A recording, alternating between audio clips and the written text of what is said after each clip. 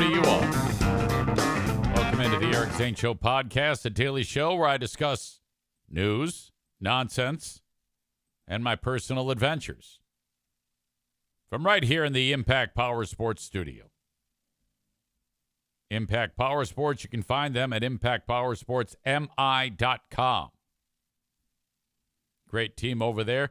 If you're interested in a Yamaha golf cart, made to your specifications.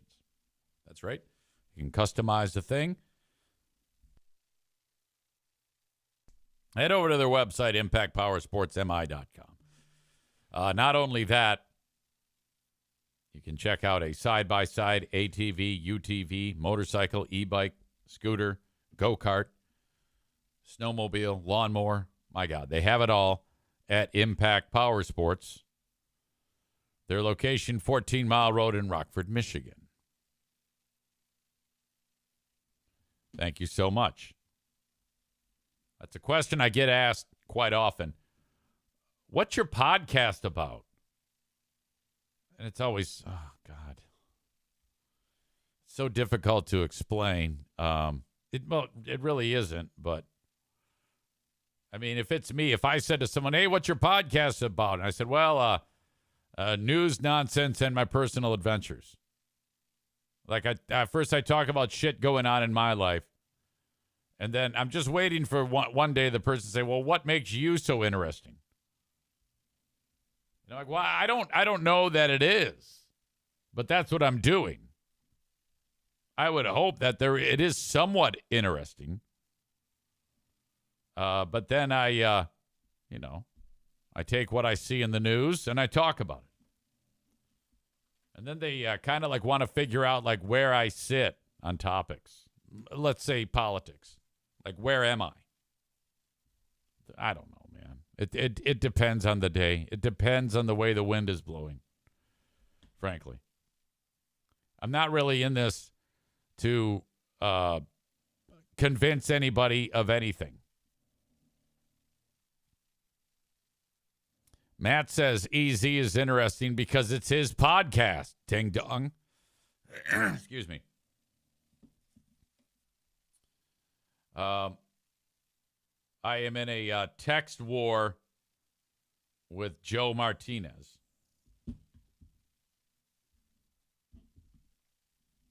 He recently, despite years of success, has vacated the podcast. He is no longer marketing his business on the podcast.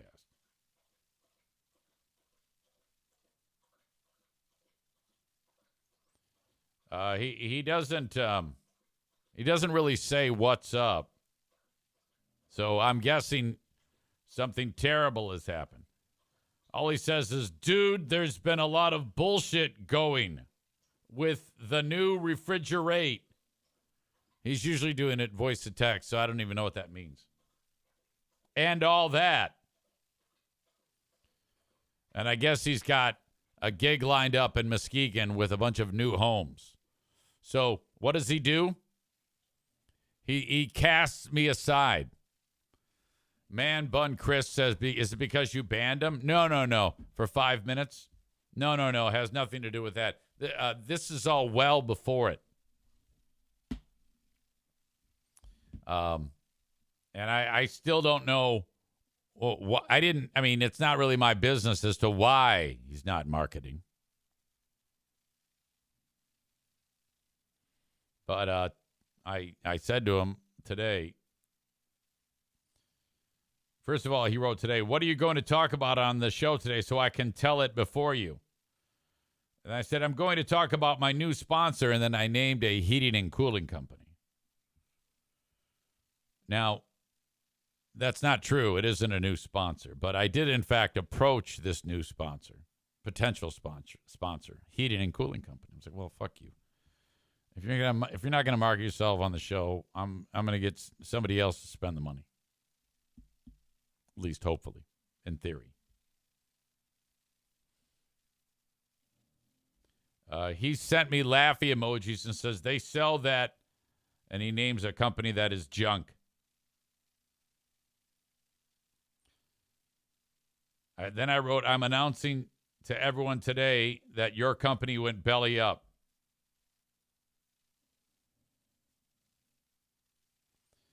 He writes, go with that loser. We have big things happen. In line to do 16 new hoes in Muskegon this year. Yeah, they probably are hoes. So basically, he's gotten he said to me one point in time when we started working together, he goes, marketing on your podcast has really put my business on the map. And I'm like, well, that's music to my ears. I'm so glad you told me that.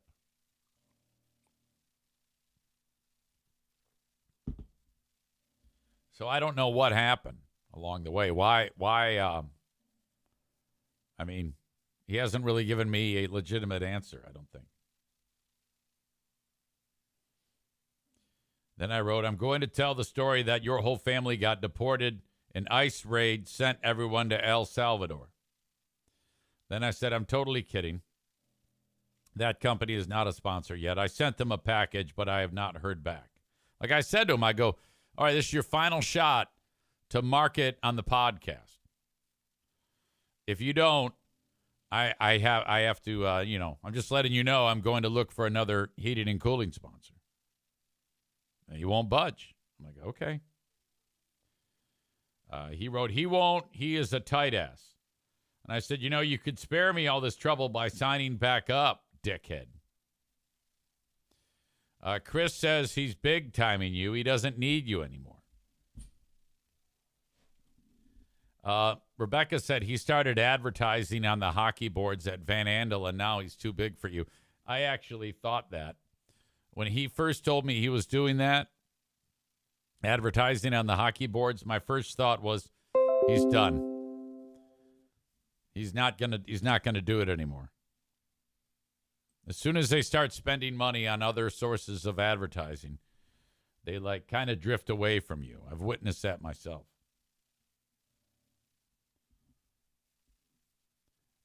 Tophus says he probably doesn't want to advertise because of all the work he has lined up with this project. I'll bet $100 it isn't personal. Oh, I know it's not personal. Of course it's not personal. But it's hard to not take it personally.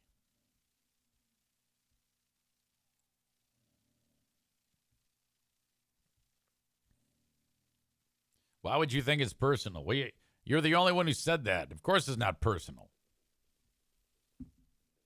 It's just annoying as hell. We worked great together. Everything was fine. By your own words.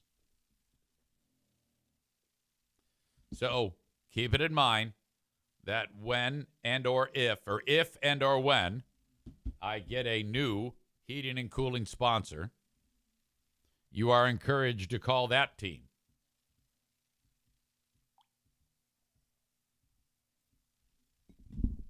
Until then, Joe's still scheduled to come to my house and service my furnace and AC. I got to have somebody do it. All right. Speaking of sponsor news, I reached out to our pals, Dumpster Divers. Man Bun Chris says, everyone wait for those tune-ups. Yeah, exactly. I tell you what, hold off on scheduling your tune-ups with the old company, and who will remain nameless. And if I don't get one, just wait. Put it off for a year. You can go 1 year without waiting, I hope. And then we'll revisit this. So I want all calls to the last guys to dry up until further notice. Bob says you need a plumber to sponsor the potty breaks. So, Man Bun Chris says, it's nothing personal. I just want to wait. Exactly. It's not personal. Not personal at all. Come on now. Yeah, times are tough. Tariffs. Oh, my God. And tariffs are affecting everything. Holy shit. Jeremy says he's too busy anyways. He's got new homes to do. The little guy doesn't matter anymore.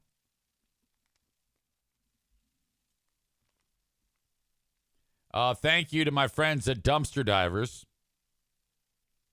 I talked to Kyle the other day. He is delivering a dumpster to the house on Friday. We did a trade. Pooh Bear said, I need another dumpster. I have to clean up this house. There's so much shit that we have to throw away. First of all, listen to this finagling on her part. This is awesome. I had said to her I wanted to go up north. I'll be back early Sunday to celebrate Mother's Day. First, it was going to be her and I, but she's got something going. I go, all right, I'm going up. Time to pick up some sticks. Enjoy the wilderness. Yesterday, she says, can you stay home and help me clean the house? I'll think about that. Clean the home. Throw shit in the dumpster. Or go up north for picking up stick heaven.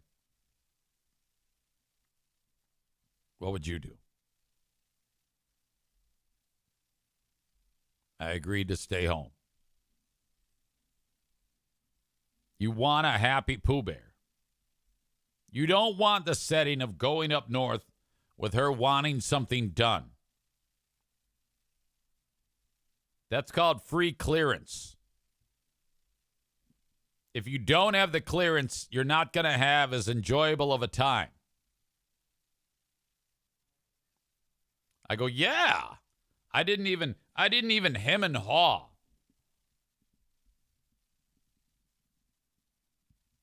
Tophus says you'd have a bad time because you know she's pissed. No, she wouldn't be pissed, but she wanted something done. She wanted me to help get this house ready for Madison, who's coming back home from school. We've got a lot of shit left over that needs to be trashed. And I've been saying we're going to get rid of this shit forever. So she suggested that. So I'm like, yeah, well, go up north or clean the house. I choose clean the house, please. Pooh Bear needs a helper, right? Nick says, I could have said, stop ordering so much junk and we won't have to clean. Yeah, I don't think I'm going to do that. I'm going to try to keep this above board. Are you still at your hillbilly rock and roll convention in Ohio, by the way? Whatever the hell that is. What is it? What is it called? Death Fest or some shit?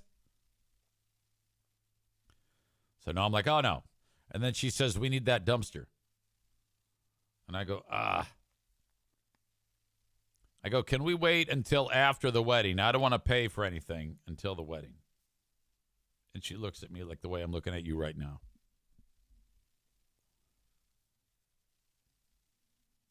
And then she goes, why don't you call them and ask them to trade? And I'm like, well, that's fucking brilliant. Of course.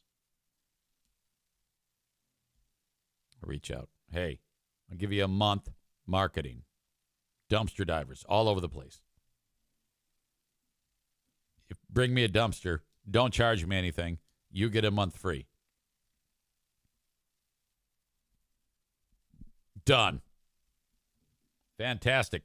So if you need a dumpster, reach out to Dumpster Divers in West Michigan, dumpsterdivers.com. It's been so long. Yeah, there they are. I think.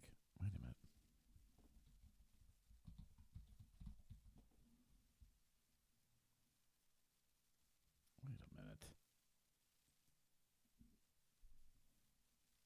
I think they changed their name. Okay, this is really screwing me up. How long has it been? That's what Chris says. Didn't they change the name?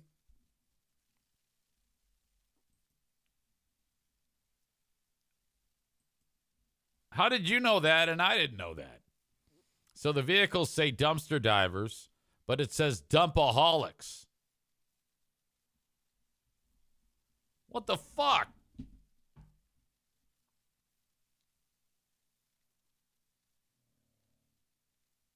I got to get the story.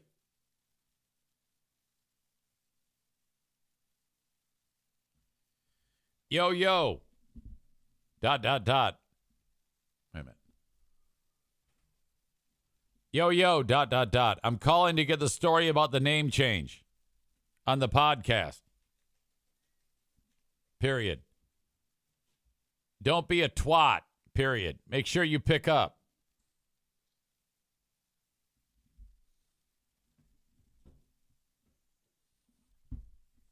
Yeah, because that's how you do it.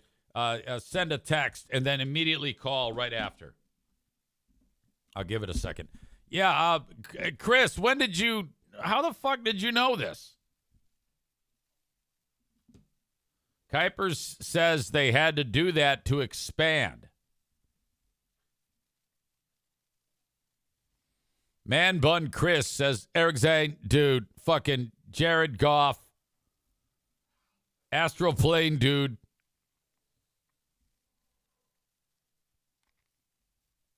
Chris says, I was just going to tell you the reason, but don't want to do it.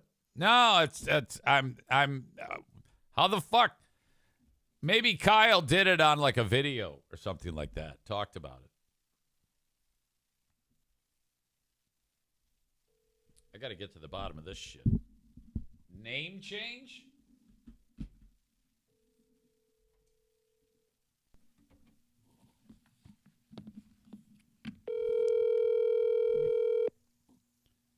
They want to put franchises out there, but some old lady owns the right to the name.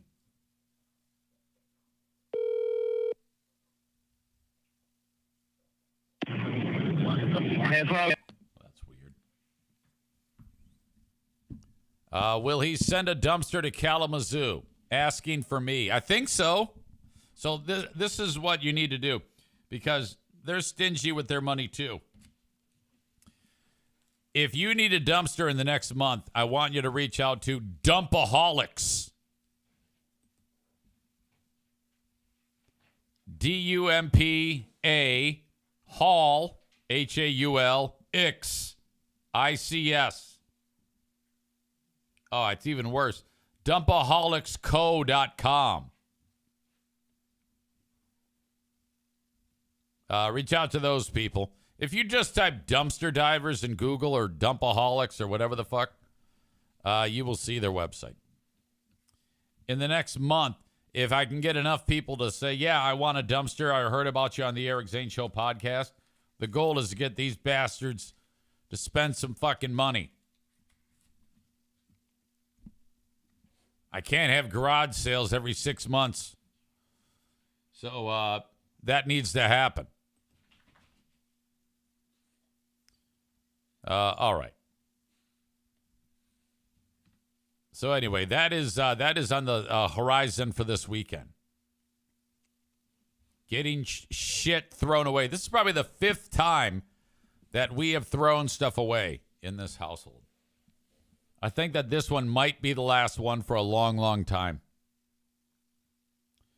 A purge. Nothing better than a purge. I also got Pooh Bear saying, honey, we need some work done on this landscaping. So this is the type of deal where local company brings by like mulch or wood chips. I got a company out of Holland that does it. And they put like a big pile of wood chips in the driveway, and then you spread the shit around. There have been years where they drop the thing, and then I leave it there for a good portion of the summer. This is why my neighbors hate me. We are not homeowner association friendly in this household, in this neighborhood. They drop the pile of wood chips, and then they're there for so long that by the time I finally get it done, it's left a stain in the driveway. Been rained on several times. The top layer of them actually start to fade in color. I'm so bad at this. Last year I was actually successful doing it, but there have been years where I've not been successful doing it. And then people are like, "Are you gonna get rid of this anytime soon?" I actually have a call in to this company out of Holland for them to advertise too. I sent out so many ad packages today. I sent one out to a new heating and cooling company. I sent one out to wood chip company. I sent one out to the West Michigan Whitecaps. Totally on fire. We're kind of sold out, but I'm trying to make room. You see, I've been faced with this wedding, and I just got the word from Pooh Bear that some of the dollar amounts that still are outstanding are coming due. So the wedding is June 6th. So let's see. I owe another $675 for the DJ. I owe another $2,100 for the venue. I owe $2,500 for the food at the venue. I owe... we're providing our own booze. Like we're hiring a bartender or two, and then we buy the booze. So I have to go to like Costco and buy all the mixers, all the booze, everything. There's that. And then there's the cake. I paid for half of the cake. That reminds me, I got to reach out to those folks for marketing. So we're sitting at about 7 to 10 left. And I've paid like a good portion of this. Welcome back, Jimmy. Good to have you here. Then I was told this. Hey, we owe for the,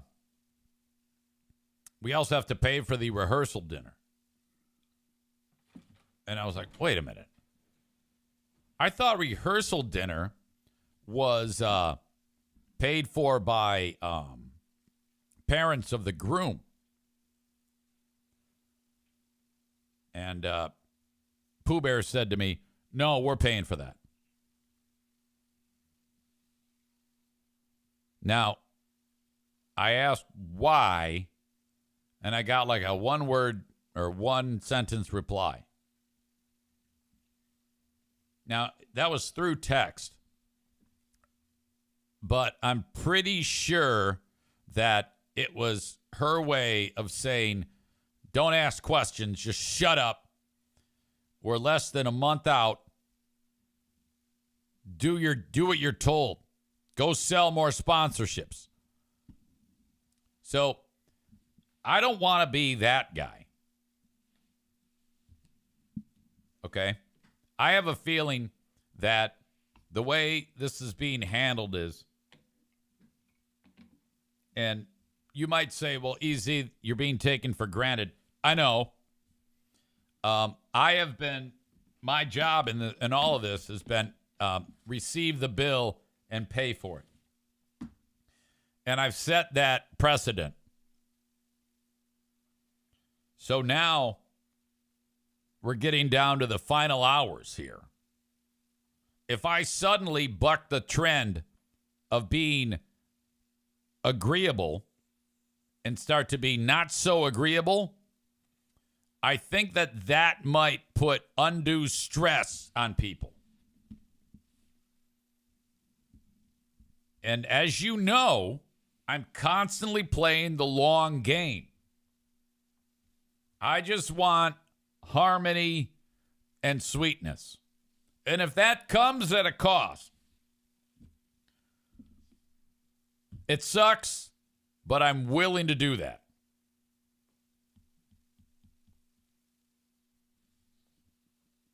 David says the answer was because, dickhead. Chris says, you mean cockhead. Yeah, if I start to fuss in any way, if there's any degree of fussiness on my part concerning these things, I start to get answers that seem to be a little less patient.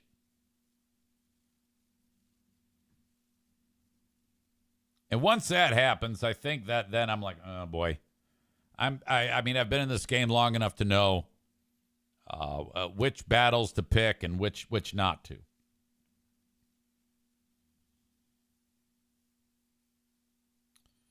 Donut Dan says, when you go to Costco and buy that booze, make sure to water it all down.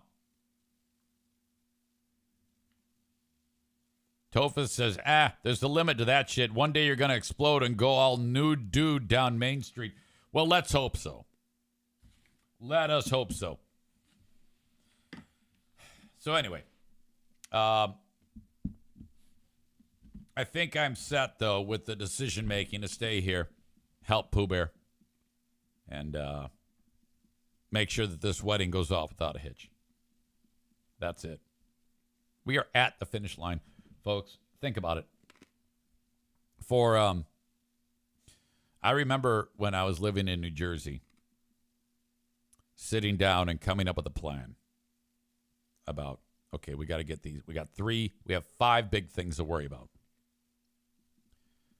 3 college educations and 2 weddings. Now, Jim's college education, it didn't really work out because he didn't really want to go to college.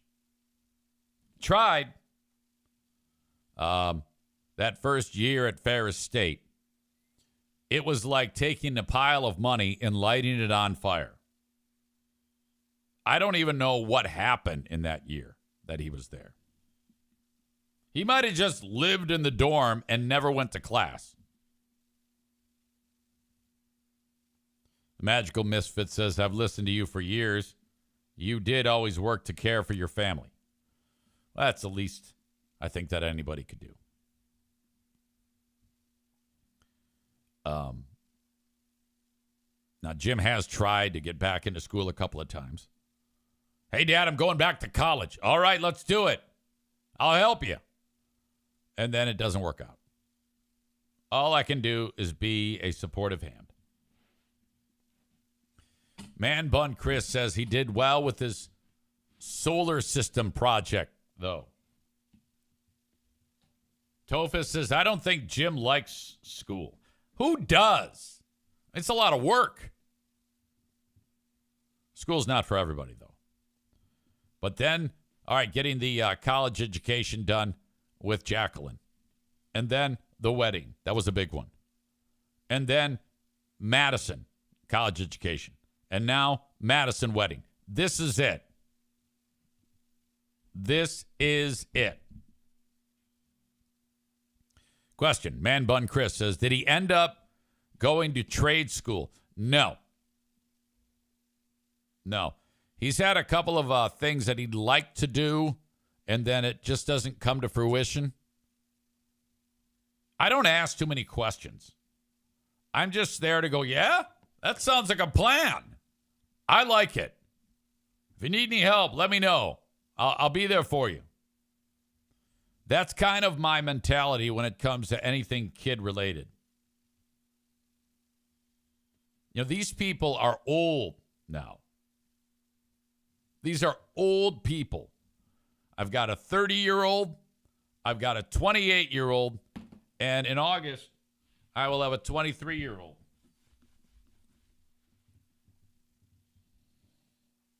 Old-ass people.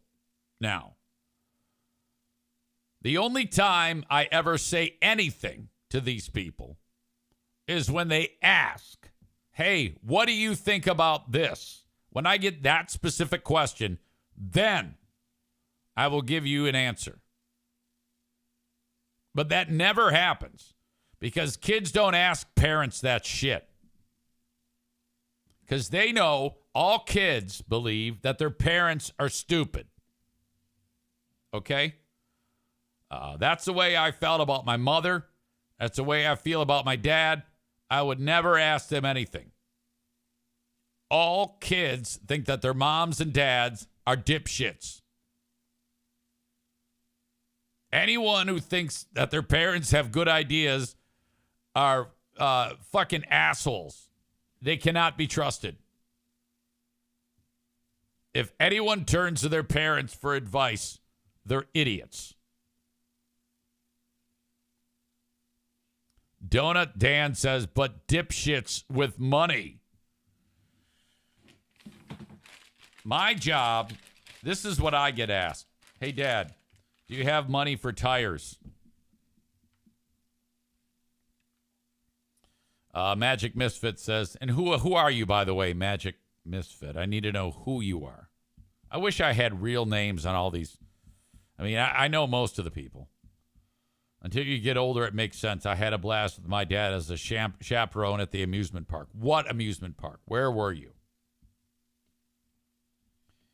Tofus says, my parents had great ideas. Have 11 kids and work for the school system as a bus driver and a janitor. / sarcasm.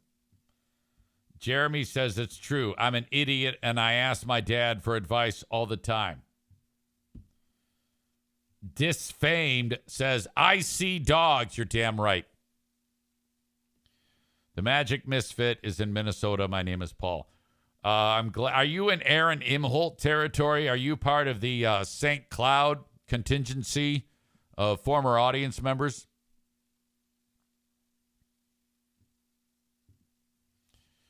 Cole says, I do have money for tires, my own tires.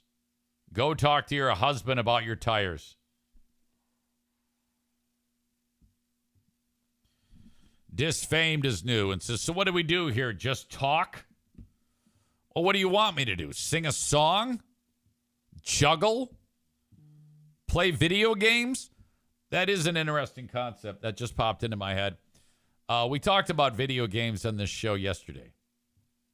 The idea of me busting out a video game and playing it on here might be just the type of hilarity that we could add to our quiver of arrows we have when it comes to content. Disfamed wants me to twerk. I'd break my hip. Are you kidding me? I'm 54 years old. I can't twerk, you dumbass. Cole says you could play with all of us. Donut Dan says to Disfamed, we talk about a dumbass radio show, funny clips from real life, and try to piss Easy off. So he bans us. Bob says, do you have an Atari? I wish. I don't have anything. Disfamed says, I don't want to get banned. He seems cool. Well, that's very kind. You won't get banned. All right. Yeah, maybe I will get into gaming one day. Just so that we can have something to talk about.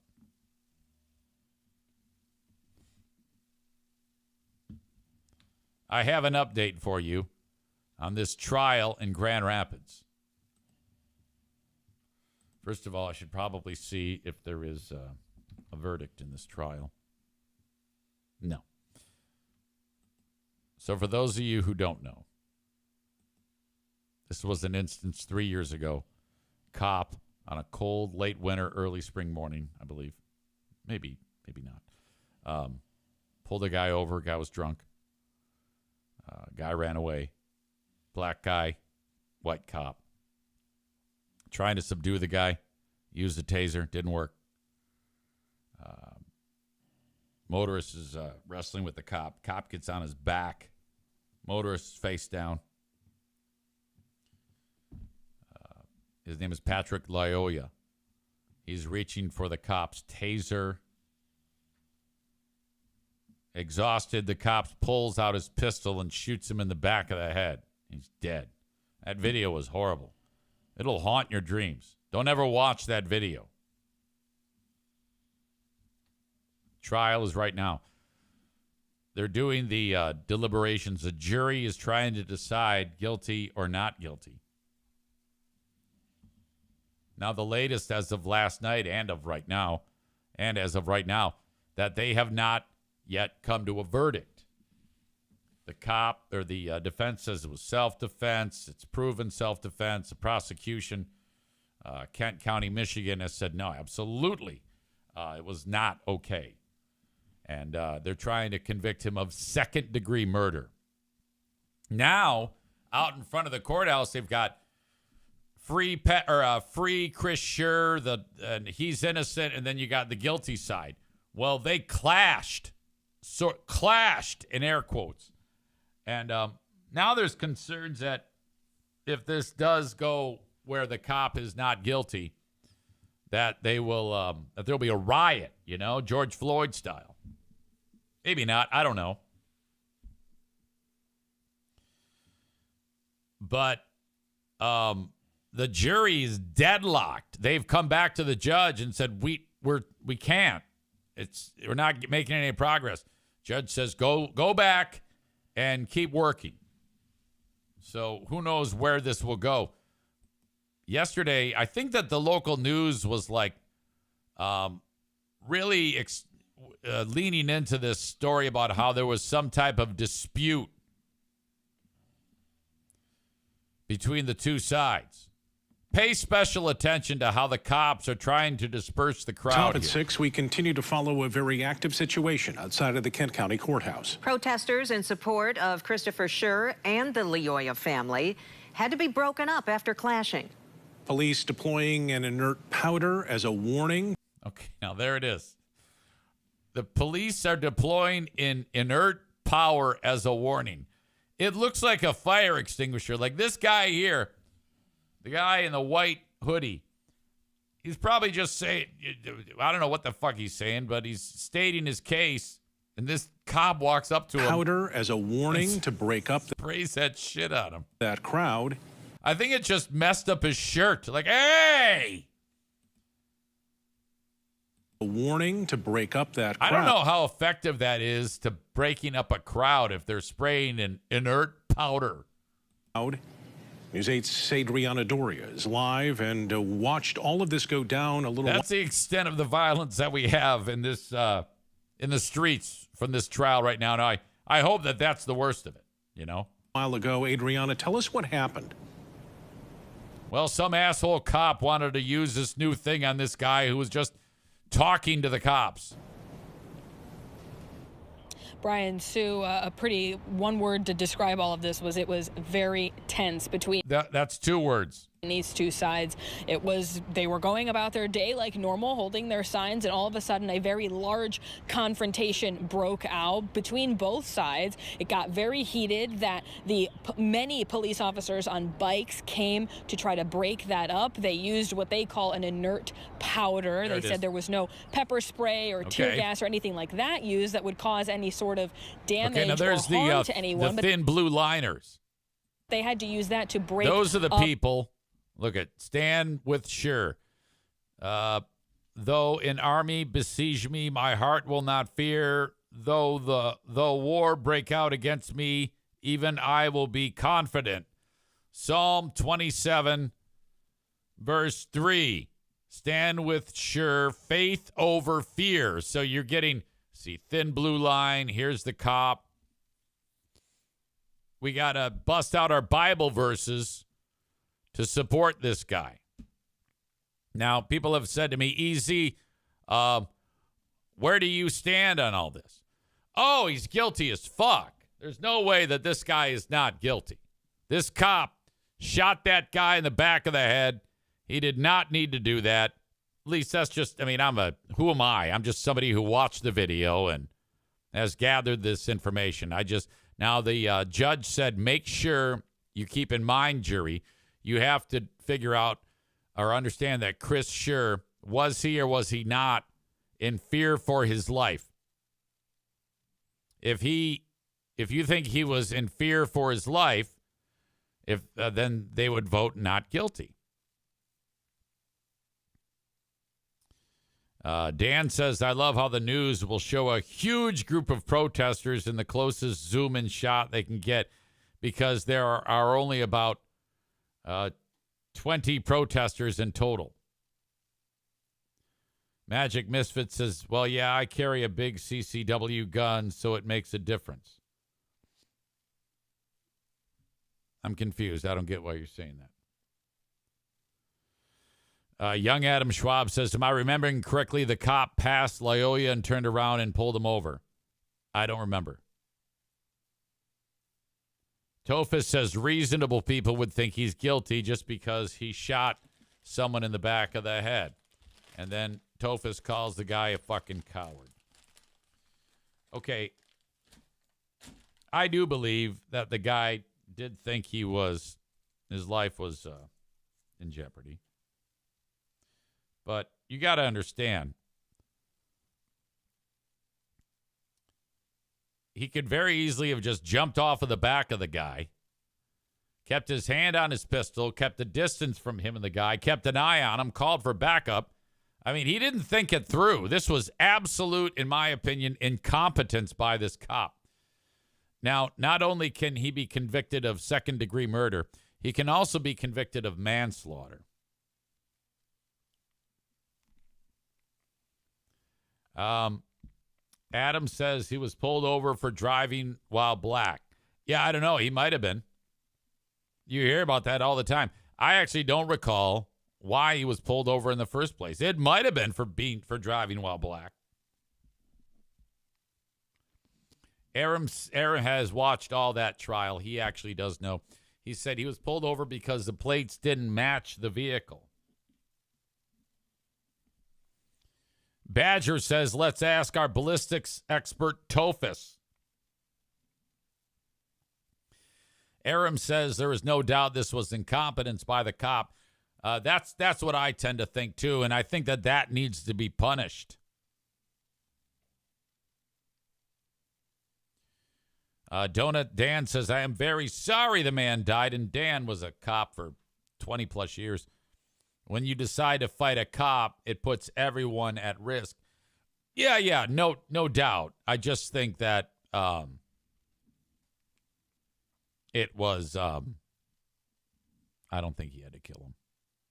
Sorry. Okay.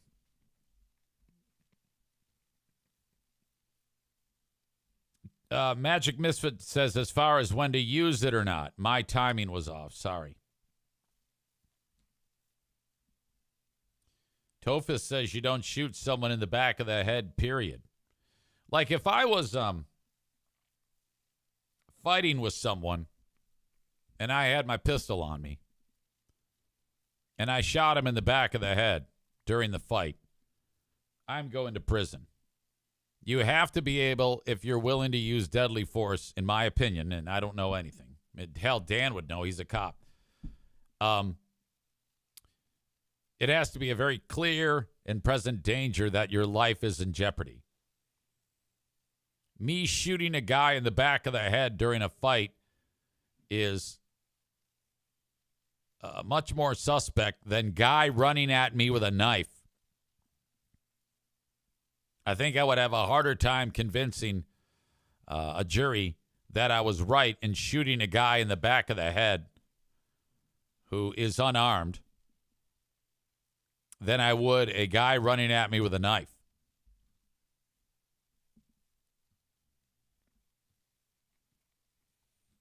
Aram says the standard being used to measure this case is different from if a civilian did the same thing. Yeah, no doubt. No doubt. And I don't know if it's supposed to be that way. I think at the very least he's convicted of manslaughter.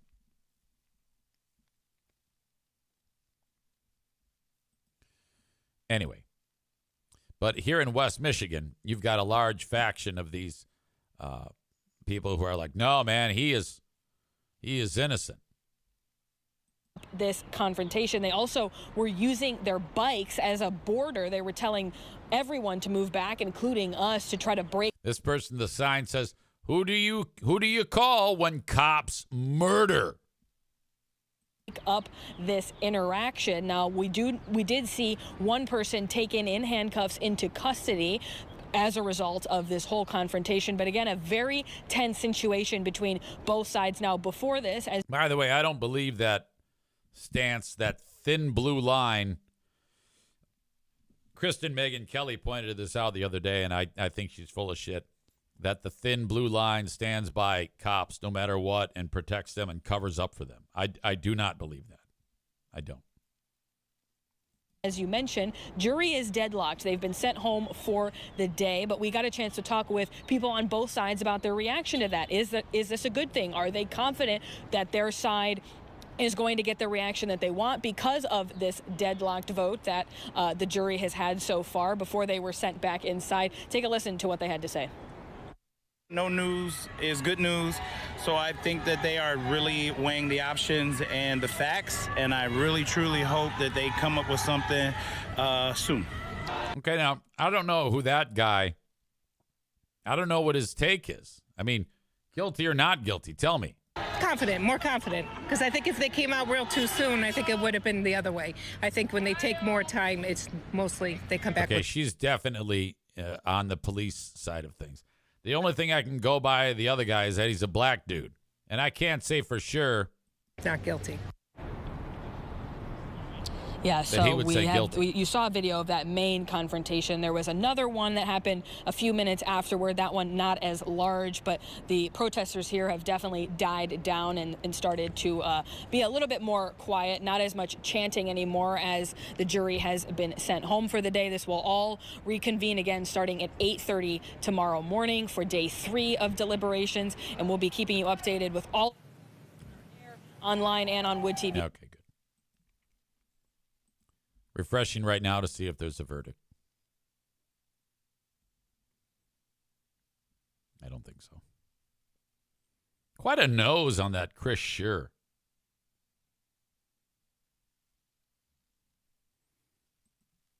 I'll keep you updated. Or you can keep me updated. Chris says, actually, the Magic Misfit, Aram, actually, I take it back. Aram says they said in closing arguments that the judge approved the different standard to be applied. Magic Misfit says, I've done police academy and ride-alongs. They're like us. 0% chance this guy walks, and I back the blue. Well, it's also important to note that this is an all-white jury. I think that might have something to do with it. No, that was not John Gibbs. Man bun Chris. People think that about thin blue line because of past examples. Like a story you all talked about on the Lost Zane recordings. A cop got pulled over and was drunk, and the other officer deleted the tape or recording or something. Tofa says, I hope not. I sure hope he doesn't walk, but it's happened so much where cops get out of trouble due to qualified immunity or some other bullshit. Magic Misfit says, I used to not really care for first responders until I needed them a few times. You wise up and respect real quick. Donut Dan says, we now live in a time where nobody wants to be a cop. So many times you end up with totally unqualified dipshits when you can't hire anyone. That is true. Our new pal, Disfamed, says, I got my mom in here. I don't know if that person is still in the chat, but that's maybe your mom would be like, you shouldn't be watching this shit. What the hell is wrong with you? All right. So that's the latest with that. I want to show you the video of Pooh Bear getting hypnotized from the other day. This is Friday. I meant to show this earlier in the week, but kept screwing that up. It's now available on Facebook. The magician is named Anthony Grappito. He does sleight of hand, cards, illusions, mentalism, and hypnotism. I don't know how it happened where he's standing there on stage. He points to person number 1. Give me a 3-digit number. Points to person, and he puts it into a calculator. Person number 2, random 3-digit number. He does that several times. He's got a guy on stage with him. Says, give me a 4-digit number. Gives it to him. Multiplies the first figure by the second figure. Produces a very big number. It turns out, and then he looks at the guy in the front row. He says, this is your phone number, and holds him the phone. Holds up the phone to him. He goes, yeah, it is. How the fuck is that possible?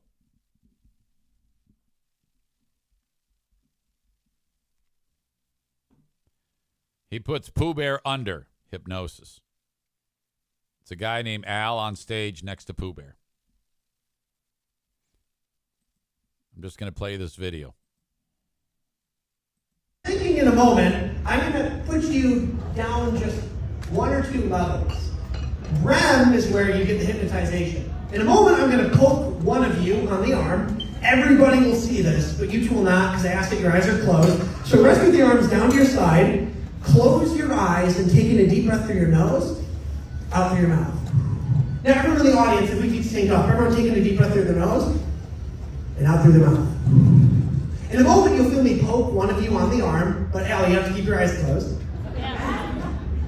When you feel me poke you, remember where and how many times, but do not open your eyes or react to it. So let's try this again. I just want to reset the mood. If everyone in the room can take in a deep breath through their nose and out through their mouth. Everyone in the room taking another deep breath and let it out. And we don't know it yet, but they're both under. For sure, Pooh Bear is. Taking one last deep breath and let it out. Okay, so listen to the sound of my voice. But the person who felt me poke them, will you please raise your right hand?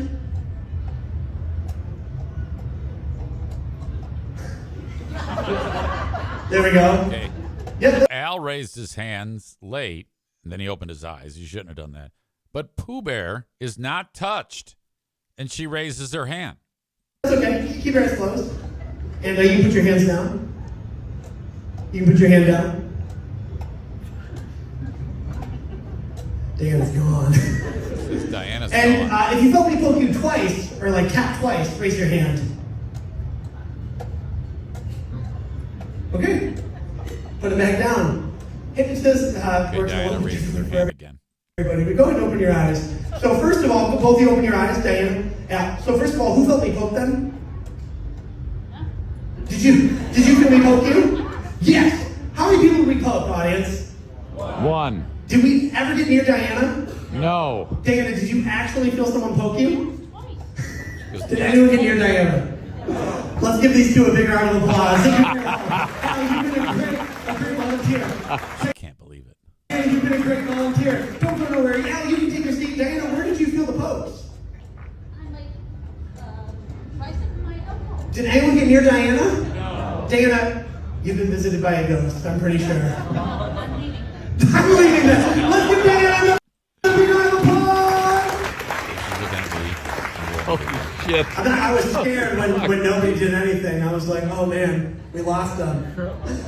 Well, thank you guys. My name is Anthony Grappito. Before I go, I would love to tell you guys, this Nobody evening- touched me? Are you sure? No one touched you.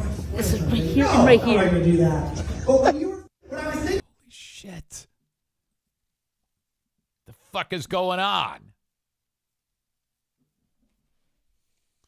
Magic Misfit says, oh my God, I'm surprised Zane is not annoyed by this dude. No, I loved that guy. He was great.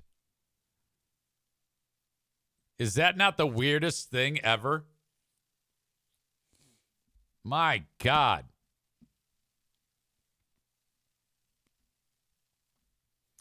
Back to the police thing. Aram says to Dan, on paper, does Chris Scher not make a good fit to be a cop? He's an all-American track athlete with a bachelor's degree in accounting. Yeah, I don't know if it's, who knows? I mean, when you get somebody who's in the heat of battle like that, they're supposed to test these people, so who knows? Maybe he's just not. All caution or all there's a lot of things that go out the window when you're exhausted. He was really, really tired at the end of that. I mean, he was probably as spent physically as anybody could during that struggle with Patrick Lyoya.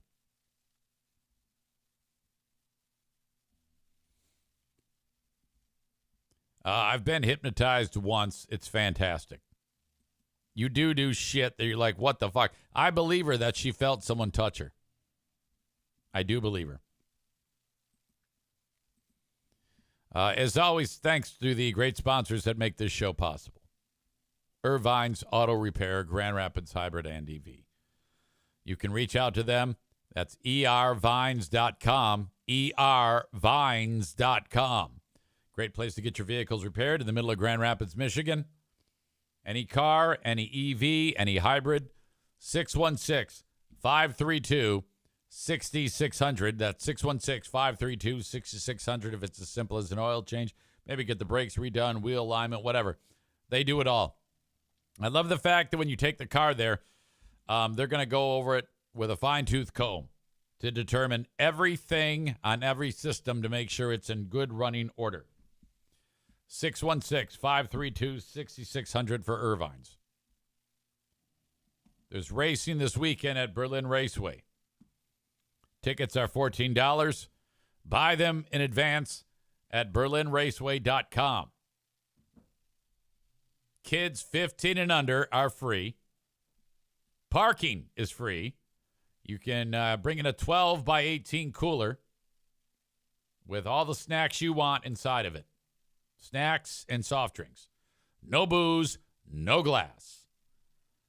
You can get to their website, berlinraceway.com. Racing Saturday at 4 p.m. You can see the number 9K Adam Kasari car.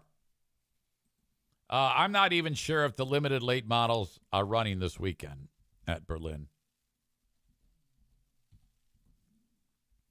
The 9K car at Berlin Raceway. No, they're not racing. This weekend, it's the super late models, the Sportsman, the 4-cylinders, and the mini wedges. Limited late models are May 17th. It's a damn good thing that the limited late models aren't racing this week because Adam's car was in a big crack-up. It was a bummer. Poor guy. They were just about to go to green flag racing at the start of the feature, and somebody in front checked up, and the guy behind Adam did not and just smashed right into him, pushing his car into the vehicle in front of him, and that's it. He didn't even get a lap in, and he was injured, actually. He went to the docks for a concussion. I probably shouldn't say that, but anyway. There you go. He's all right. So speaking of Adam, he is also a realtor. If you are buying or selling your home, reach out to Adam, 616-914-4061. He is the realtor of choice on the Eric Zane Show podcast. ADAM, Adam Kasari, Casari. Adam Kasari on Facebook, or just call 616-914-4061.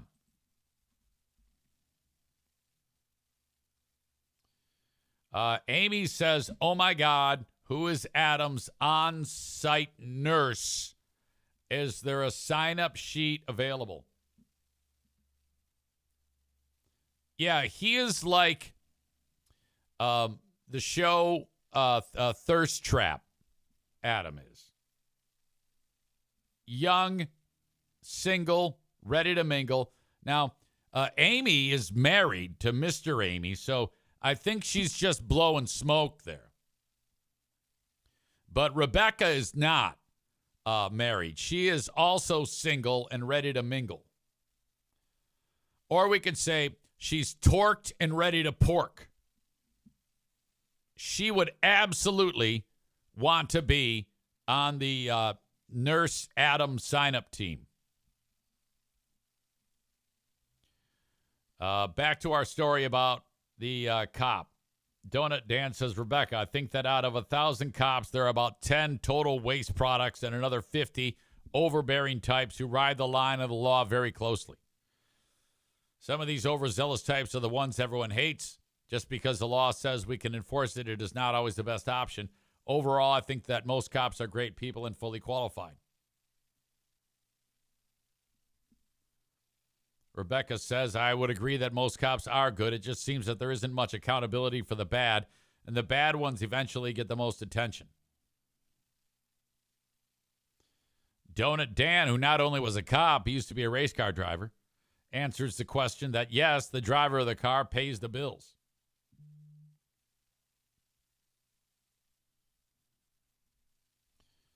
Excuse me. Yeah, that's expensive.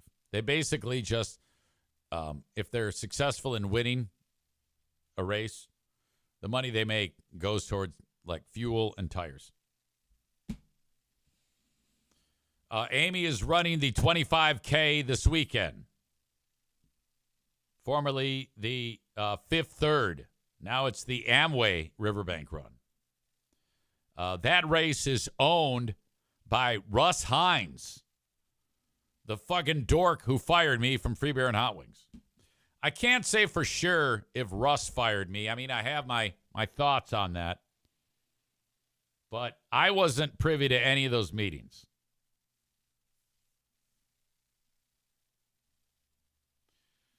Dan says there is one way to make a small fortune in racing. Start with a big fortune. Yeah. Tophus, who's in New York, says, Amway Riverbank Run? You mean like the pyramid scheme? Well, I think technically it's not a pyramid scheme, but it seems quite pyramid-y. I know this all too well. I have been, I remember, I'll never forget this. I was working at the radio station, C93, the afternoon guy, Tim Hartley.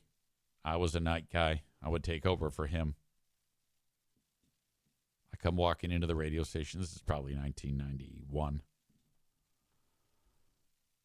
Hey, Tim. Hey, what are you doing? I'm just doing some, what is it called? I'm doing some dream building. I go, what is dream building? Well, you know, it's I just started a business and I'm on my way to being a multimillionaire. So I'm doing my dream building and looking at boats and mansions and cars. I go, I know what's going on? Well, I don't know if it interests you. It's just a business opportunity. And do you want to learn more about it? Well, what is it? What do I do? Because, well, it's too hard to explain now. All you need to know is that, like Chris just wrote, what? You don't like to make money? He goes, yeah, it's a little known business opportunity.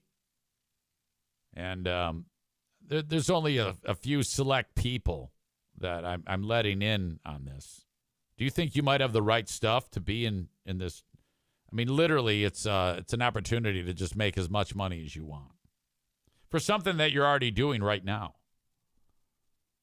I go, well, yeah, I'd like to know. All right, well, I'll tell you what. I'm gonna have a business meeting in about a week here. And it's invite only. So I'm inviting you. Okay. I show up at Tim's house. It's a dump, okay? And he's got a buddy of his who's quote unquote drawing some circles. I don't want to get too far down the rabbit hole of this, but drawing circles is when they describe to you what's happening. How this works. So all I have to do, like when I need a set of tires,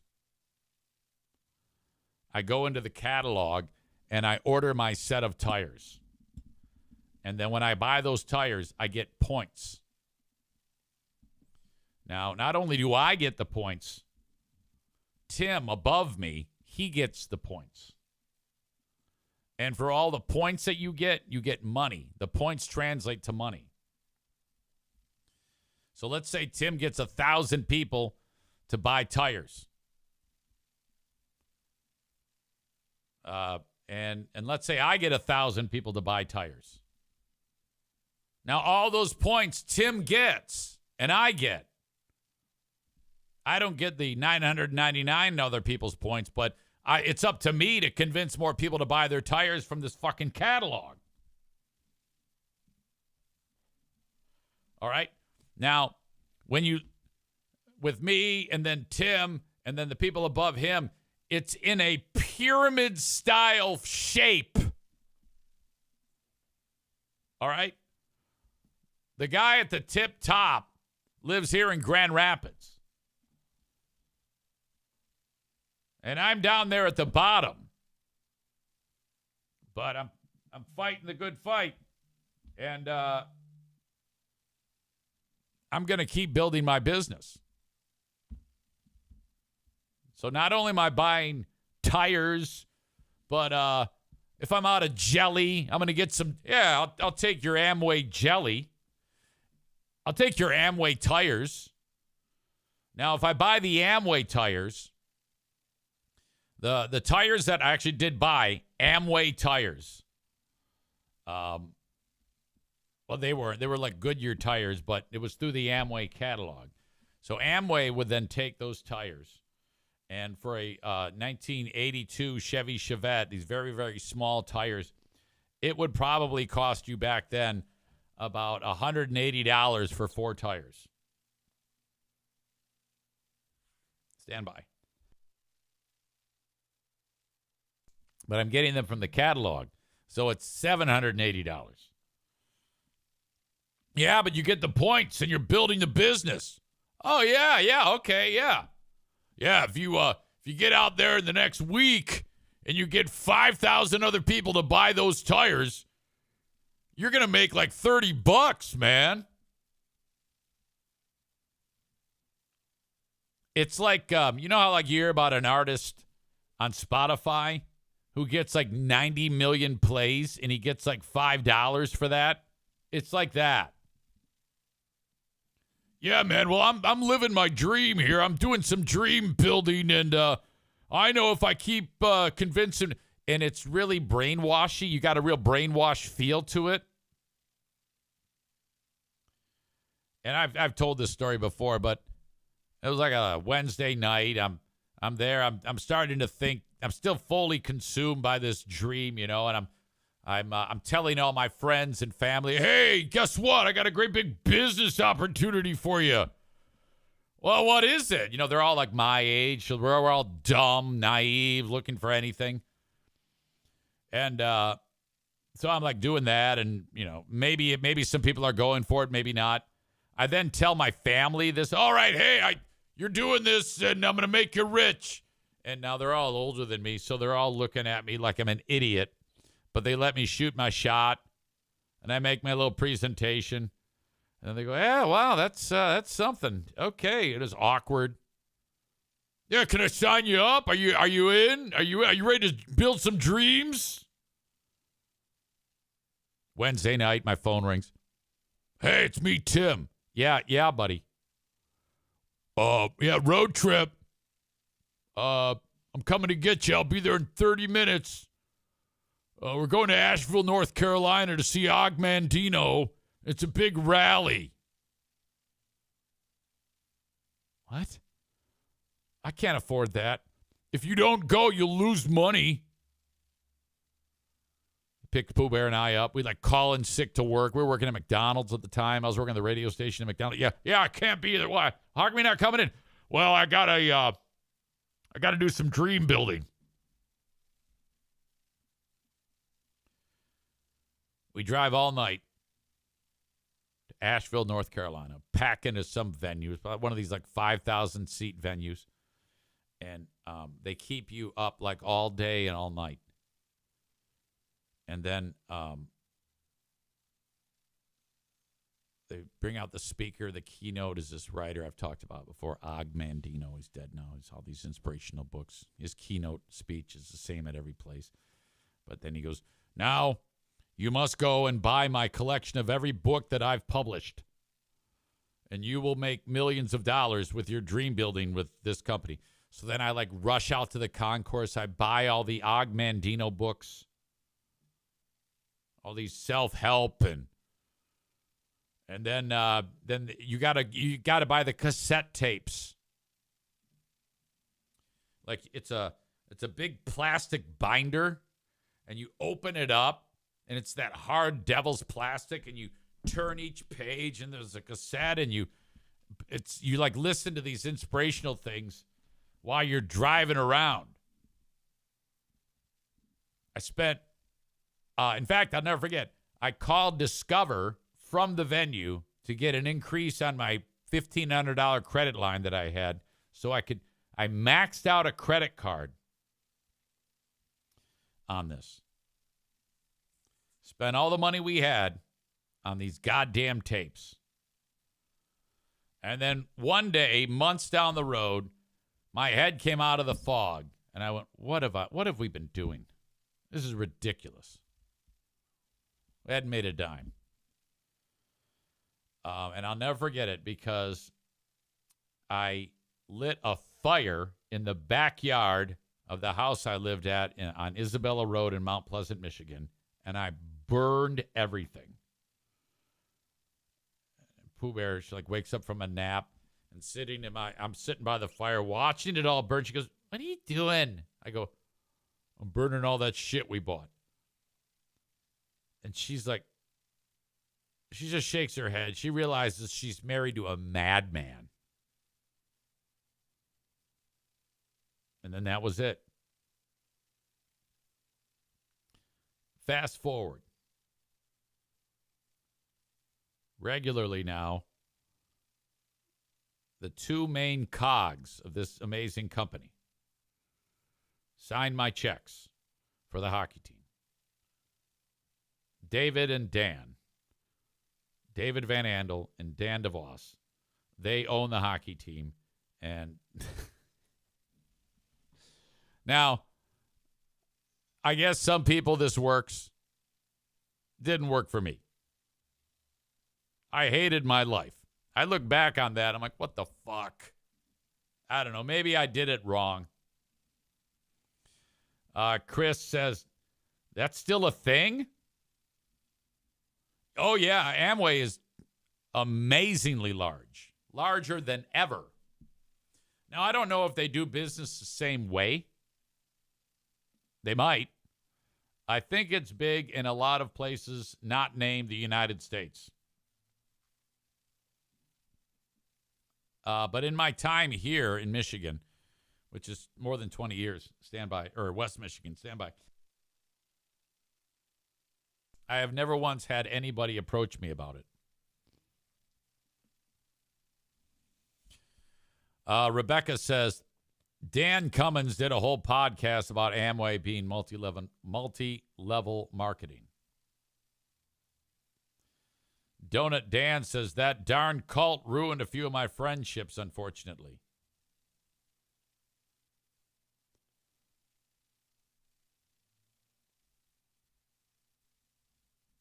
What else is here?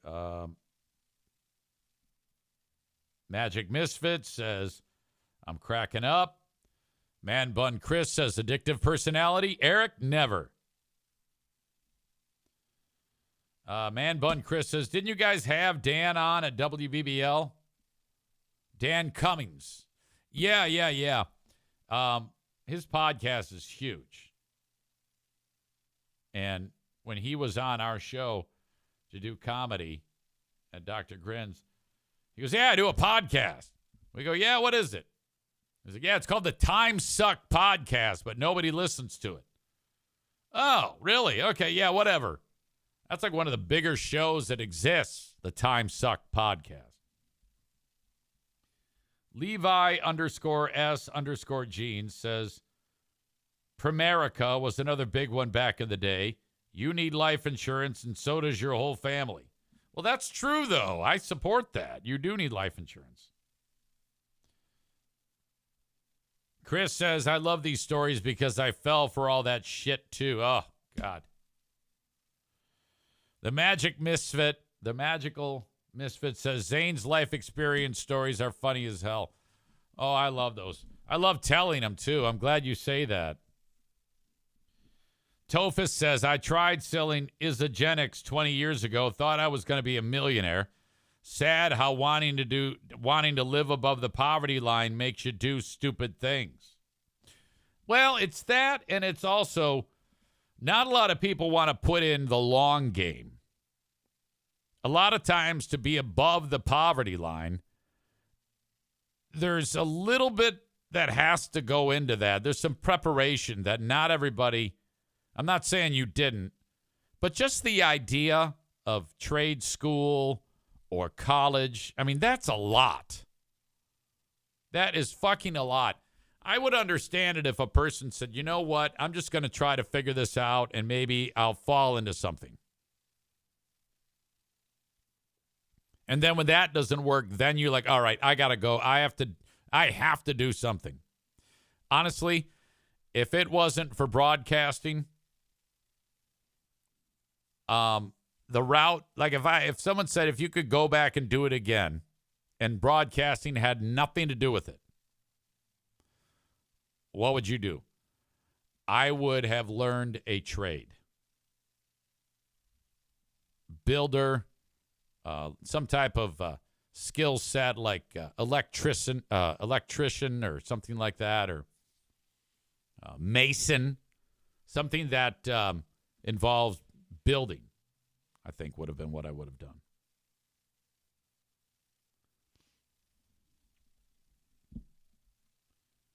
All right. Nowadays, they're really having a hard time getting people to do those trade jobs.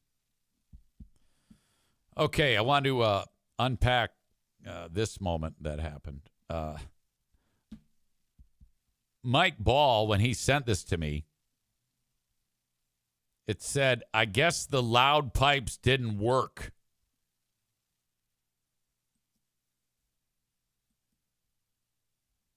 So in this clip, motorcycle guy pulls up on the right of minivan to give him the finger and tell him he's driving like an asshole. Minivan guy, he gets pissed off at motorcycle guy, and this happens.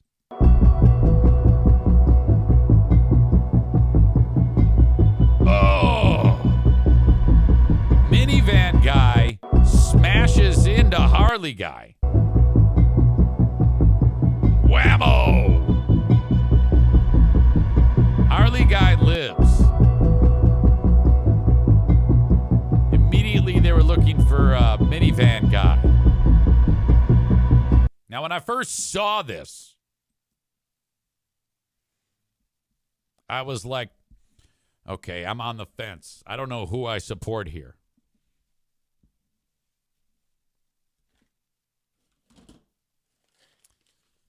The idiot side of me is happy that this happened. But I can't do that. I kind of wish that maybe they'd get a flat tire. But I don't know if I can go and get behind hitting him off of the road and keeping going. I think this video needs to be out there, though, so that motorcycle guy knows that it's probably a good idea not to try to engage minivan guy.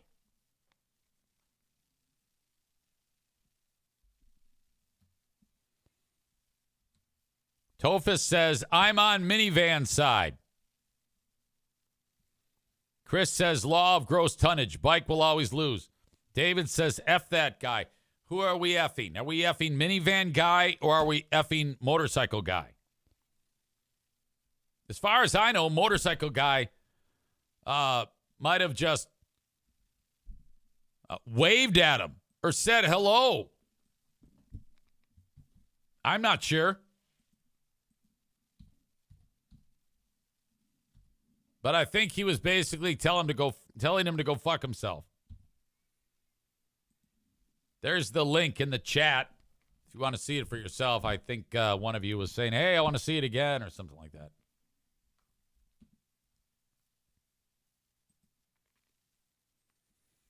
David says, fuck motorcycle guy. You realize, though, that minivan guy tried to kill him. We don't know what happened before motorcycle guy pulled up next to him and said, hey, fuck you. We don't know that.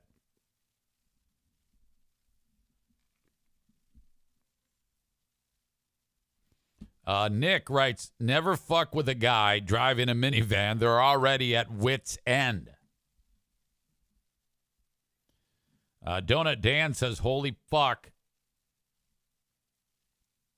Felonious assault, and I am not a fan of those loud pipe a-holes. Dan says, and why is it a guy in a minivan? It could have been a mom with 6 kids that was losing her shit. No, it definitely was a guy because they ended up catching the guy.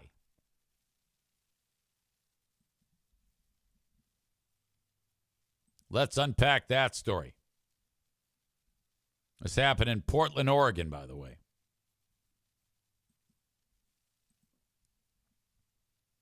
Dude is now under arrest.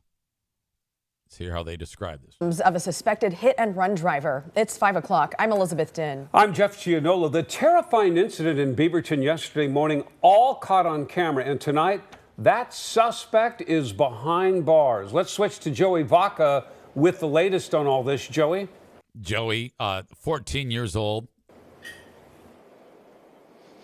Jeff, Liz, that suspect is Samir Helio Posado Filo. He was arraigned today on... Oh, he's a Mexican dude. Or something similar. Which means everybody is just going to say, we need to find out if he's an illegal alien. We got to send him to El Salvador. He's probably got MS-13 tattoos. 3 felony charges in connection to that hit and run Monday. I had the chance to talk to the motorcycle driver's family. They say this has been a lot to deal with, but he is recovering. The Beaverton Police Department came out thanking the public for all the tips that came in after we released this video, saying it helped. If it were me, I would say, yeah, I got his license plate, but I don't like those pipes. So I'm not going to give you the information until all guys on motorcycles agree to sell their stupid motorcycles. To the suspect's arrest. Now they're asking the only motorcycle that should be allowed is a Honda Goldwing because it's quiet. For some more help. It's so fortunate the motorcycle rider is alive in this sense and that we took this suspect off the road. He was a danger. Beaverton police arrested Samir Helio Posado Filo in connection to this hit and run on Highway 26 Monday morning. We first showed you the video yesterday, which police say sparked a number of tips that helped with the arrest. Officer Matt Henderson with Beaverton PD says some tips suggest this isn't the first time Posado Filo has done this. What? Perhaps he's been doing this in the days prior, and so we would just ask anybody that's seen this vehicle, the Kia Carnival. So he's hit other people? Is that what you're suggesting? Blue with a Florida license plate. If you've seen the suspect or that vehicle driving recklessly in the days prior, please come forward and let us know. I spoke with the motorcycle rider's sister, Brittany. She says their family is relieved and grateful for the police, but also for the community support. It felt really good to have the community kind of rally around the incident and, give tips and information that could help the police. It felt, good that my brother was seen in all of this. Despite the fact that he's driving or riding around on this loud-ass motorcycle. In terms of the tragedy that it was. I asked Brittany if the family will get any closure from this arrest. Whatever a judge found fitting for what he did would be sufficient to me. I just feel like he needs to be held accountable. He attempted to kill my brother, and I feel like that needs to be taken care of in whatever way it needs to be in a court of law. Pizzoto Filo is facing second-degree assault, unlawful use of a weapon, and hit-and-run charges, all felonies. He did not enter a plea at today's arraignment. Damn, I'm surprised he didn't get attempted murder. And he'll be in custody until at least a pretrial release hearing. That's next week. The Washington County District Attorney's Office, though, looking to keep him in custody through the end of his trial. Live in Hillsborough, Joey Vaca, KOIN 6 News. Damn. El Centro de Salud Virginia García Memorial tiene raíces profundas en la comunidad. Hemos brindado. Wild stuff. That's why I just don't even pay attention to other motorists. You know? I just eyes forward, 2 and 10, and everybody gets pissed off at me. I'm in the right-hand lane, minding my own business. A lot of times I'm going slower than the speed limit. Right-hand lane, you can pass me on the left. It's very easy. Why do you have to get on my tail like that? Why do you have to tailgate me? Very dangerous. I have become such an old man driver. Pooh Bear yells at me because people pass me. I'm going too slow. And I'm like, look, I just want to get to my destination with plenty of time to spare because we left early. Relax. Nick says, I want to see an interview with the biker. Did you learn your lesson from acting like tough guy asshole? Tophus says, really hard to feel sorry for the biker. I'll bet that isn't the first time he did that. I don't know. I don't know how you can not feel sorry for the biker. I mean, I'm saying stupid shit, but in all reality, what did he do wrong? You know? Who hasn't done that? I think there's a lot of blanket generalizations being made about biker guy. Dan says, stay out of the effing left lane, easy. Oh, believe me, I do. I don't go near the left lane. The only thing I like to do is keep it slow enough so that the 18-wheel truck passes me. I'm always trying to conserve fuel. Now, once he passes me, then I'll increase my speed so that I'm still in his draft. But I don't want to tailgate him, but I'll still feel the effects of the draft to increase my mileage. Cole says, all guys on bikes are assholes. That's what he did wrong. Man Bun Chris says, unless I'm not in the left lane unless I'm holding up the integrity of the zipper merge. That's exactly right. I participate in all zipper merges. Most people are suggesting that the asshole of the day will be jerk-off biker.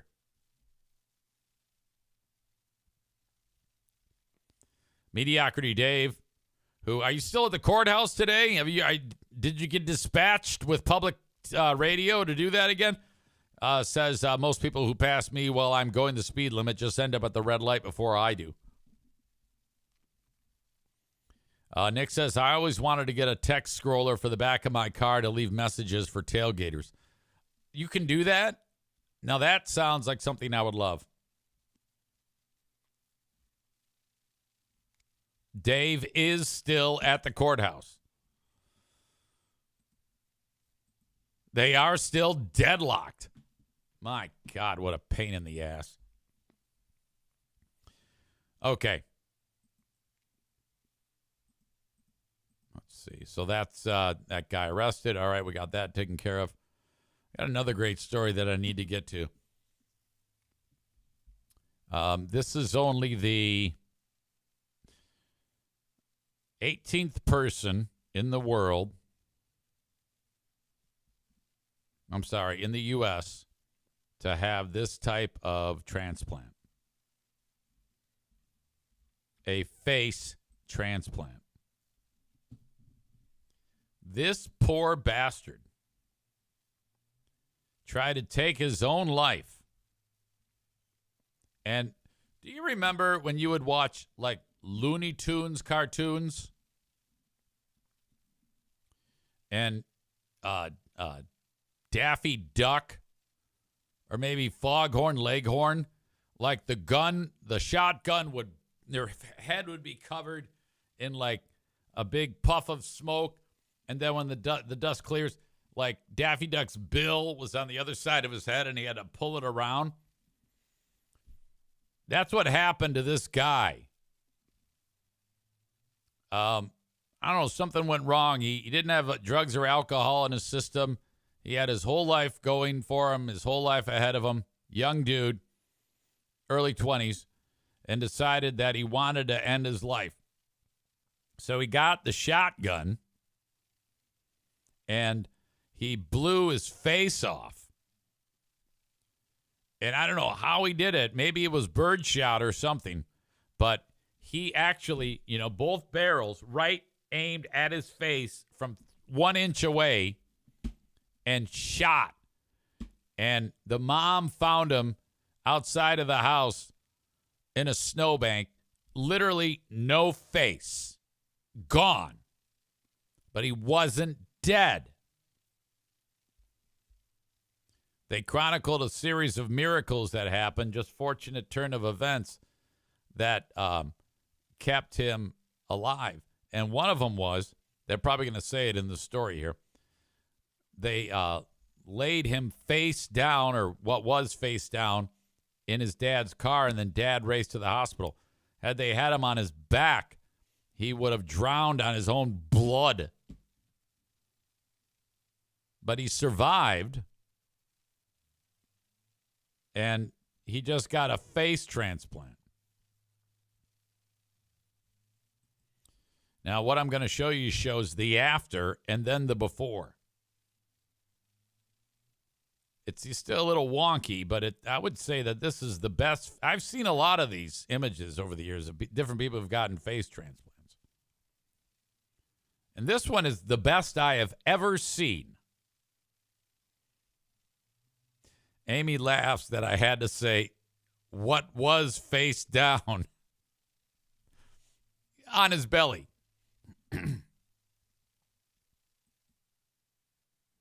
Okay. Now, the image on the right of this dude is after several surgeries.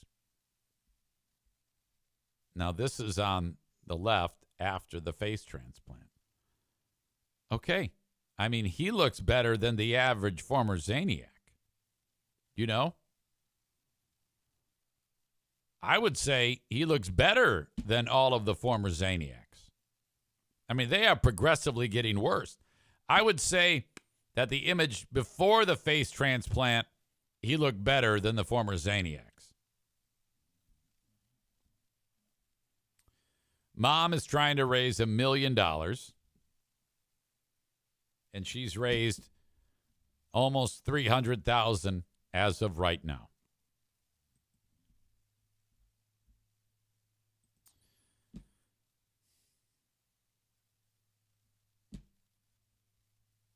Let's get into the story from the reporter. I am number 7, right there. 30-year-old Derek Puff is showing me the first version of himself, the one that in 2012 had a seemingly... Okay, you might have a little bit of wonky audio. It sounds like the music's in one side and the voice is in the other. A perfect life, a captain of his high school football team. He scored a touchdown in the game that won them the state championship. Wow. I should say I was very happy when I did. I'll never forget that. He had a 4.0, amazing friends and family, blessings that followed him to his freshman year of college. Stress about maintaining his success followed him as well. So yeah, a lot of pressure on myself. The pressure weighed heavy, but Derek tells me overall, he was really quite happy, which makes his story perhaps even more shocking. I was on spring break. I came back from a ski trip up north with my friends. I had them over that night to play cards in the basement. Still struggling with the speech. Anyway, he had the friends over to play cards. I don't remember getting the gun or doing any of that. So before that day, you never had any thoughts of suicide? No, never crossed my mind. Derek was 19. He had no drugs or alcohol in his system. He and his mom, Lisa, had plans to go to church early the next day. She woke up and went to check on all of her kids around 1:30 in the morning. I went to Derek's rooms first. He wasn't in his room. I went through the house. I couldn't find him. And Jerry went outside, and then I heard this loud scream, "Derek, no, Derek, no." And he yelled, "Call 911." And he said Derek shot himself. There was no face. It was a gunshot wound right to his head. Jerry put him in the vehicle face down, which really was the first miracle, because if he would have put him face up in the vehicle, he would have drowned on the blood just to get to our hospital. No one thought that there was any possibility that Derek would live. His parents called their priest. His siblings prepared to say their goodbyes. He was on life support for weeks. Then one day I said, "Derek, move your foot."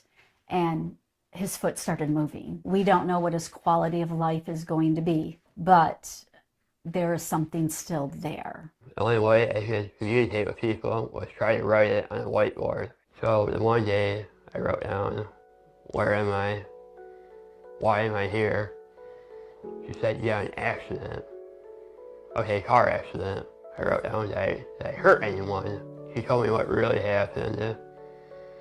I wrote down I would never do that. The second version of Derek began. From 2014 through 2020, he underwent 58 surgeries. What were you feeling in that time? Angry. I mean, why would I do that to myself? And I thought, okay, I'm here. Let's get back to normal as fast as we can.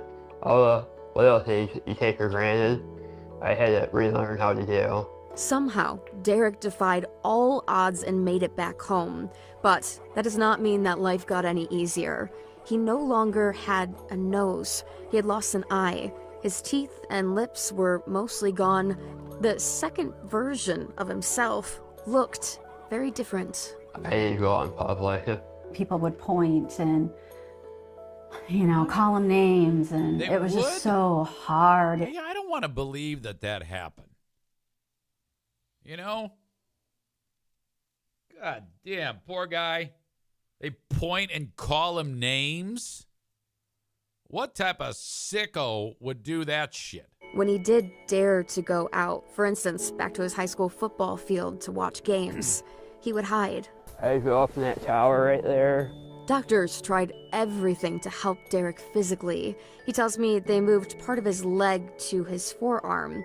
They attempted to grow a nose for him on his arm. Wow. Then, after 10 years, Lisa told Derek that his only option left was a face transplant. I told her, "Yeah, this far, why stop?" The surgery at Mayo Clinic would make Derek the 18th person in the country to ever receive a face transplant.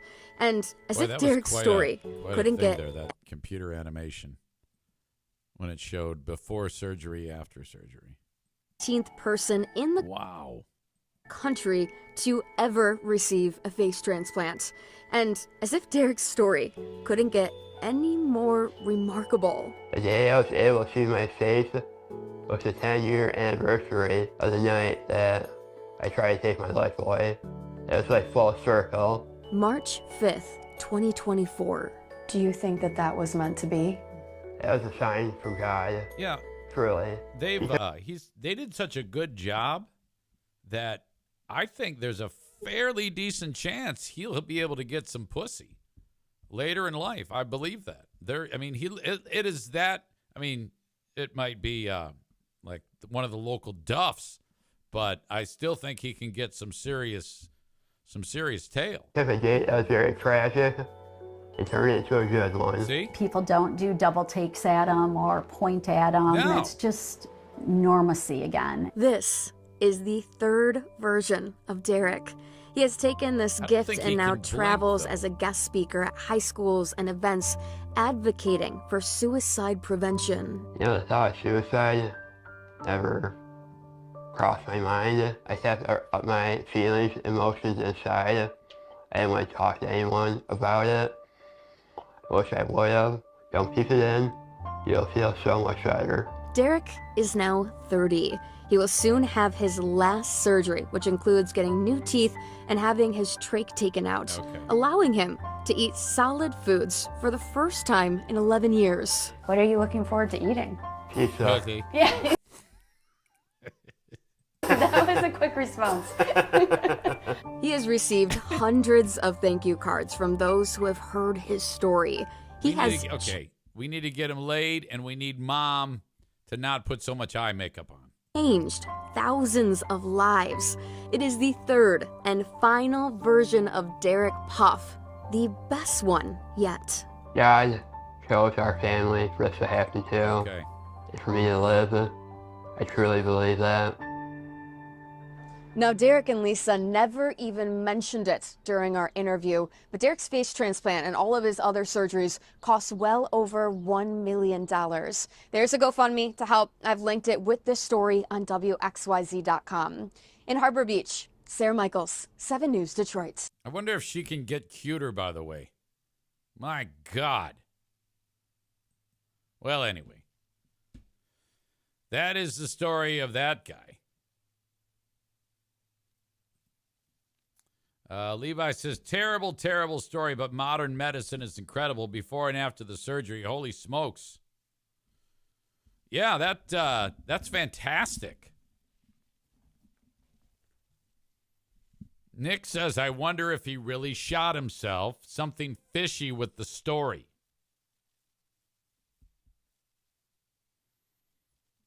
I don't know why you would say that. What seems fishy?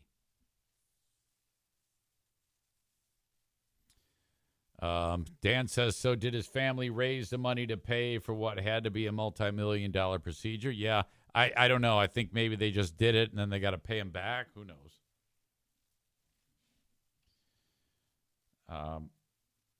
Cole says it's his own fault. Don't give him money.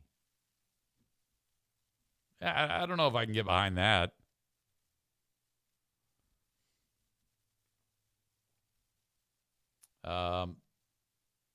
Tophus says there had to have been signs. That's terrible. Nick says that the before pictures, it looks like a Artie Lang impression. Man Bun Chris says, waiting for a wild EZ comment. I might have snuck one in there. The Magical Misfit says, yeah, this part sucks.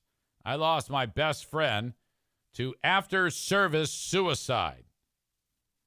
Holy shit. Patrick says, I hate this so much. Imagine being his parent and finding him. Yeah.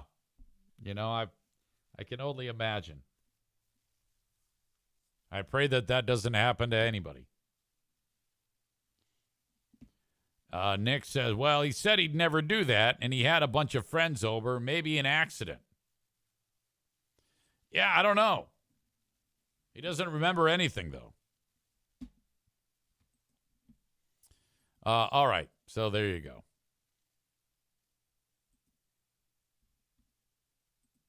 Let's see, where are we now?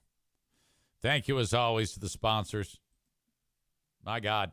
TC Paintball. We've got a paintball event coming up on Sunday, June 1st. I want you there. Head over to, or send me an email with an RSVP or text me if you have my phone number, whatever. I want a packed house at TC Paintball. And if you want to book an event, go to tcpaintballgr.com. That's tcpaintballgr.com. Haircuts. King's Room Barbershop.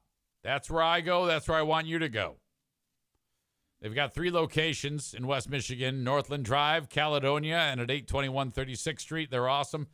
King's Room Barbershop. When you go to kingsroom.net, you'll get exact locations, hours of operation, and schedules to find out where your stylist is during the week. Haircuts are $19 plus tip for any guy to get their hair cut or a chick who likes short hair, and they do it all. If you need a dye job, whatever. But haircuts start at $19. Online at kingsroom.net. Thank you, Kings Room Barbershop. Cutting hair for dudes and chicks who like short hair for 51 years, virtually. Thank you, Kings Room Barbershop. My pal Frank Fuss says no matter where you are in the U.S., he can help you get started with your insurance policy through healthcare.gov. Become a client of Frank's and mention me when you do so. Go to buyinsurancehere.com for more information on how you can take advantage of his services. When you go to buyinsurancehere.com, it's just a form. You fill it out. Frank reaches out to you, and away you go. It might not be for healthcare.gov that you need help with. Maybe you're getting ready to take advantage of your Medicare entitlements. Maybe you're doing Social Security planning. Head over to buyinsurancehere.com. He can also sell you a life insurance policy, and doggone it, you should have one of those. I just heard from Kyle over at formerly known as Dumpster Divers. He says he's doing an eviction. He says, I'm doing a gross eviction as we speak. Hello? Hey, how's the eviction going? Oh, it's crazy. Really? Yeah. So what part of town is it in? Where are we? Kentwood? Okay. So some assholes got out. You're throwing all his shit in the garbage? Sort of. We're sort of doing like we're kind of sorting stuff and setting stuff to the side. It's wild. Okay, I'm just calling because I had no idea there was a name change. Oh, yeah, totally. When did that happen? Oh, maybe like December. Holy shit. All right, I'll get the details later. It's a good thing, right? Yeah, it's good because it'll help us with the franchising part. All right. I didn't tell you that we're podcasting. We're podcasting. Yeah, I figured. I heard like I feel like the sound of your voice energy is podcasty. Well, everybody says, I told everybody to reach out to Emilio and get a goddamn dumpster so that fucker will see that that Eric Zane Show podcast is the best place to advertise. Yeah, for sure. All right. I just wanted to bug you and find out about that. Go Lions. Go Lions, baby. All right. Thanks again for the dumpy. Yeah, for sure. All right, buddy. All right, love you guys. Deuces. There you go. It's Kyle from Dumpaholics. I'm always the last to know. It's Asshole of the Daytime, folks.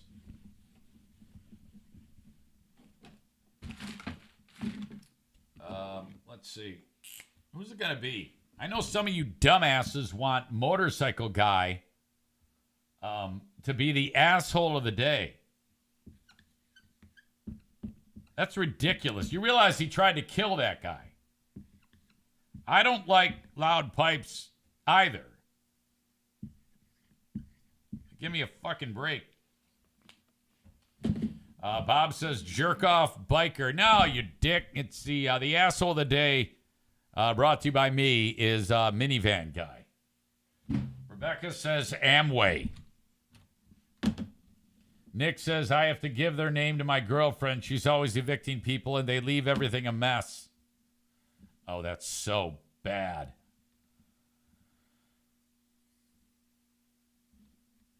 Tofa says Amway is a good one. All right. That's my time. You guys are the best. I'll talk to you on the Patreon bonus podcast. Don't forget, we got a Big Fraud Thursday coming up tomorrow. That's going to do it from the Impact Power Sports Studio. Have a good one. Until next time, thank you for being here, and bye-bye.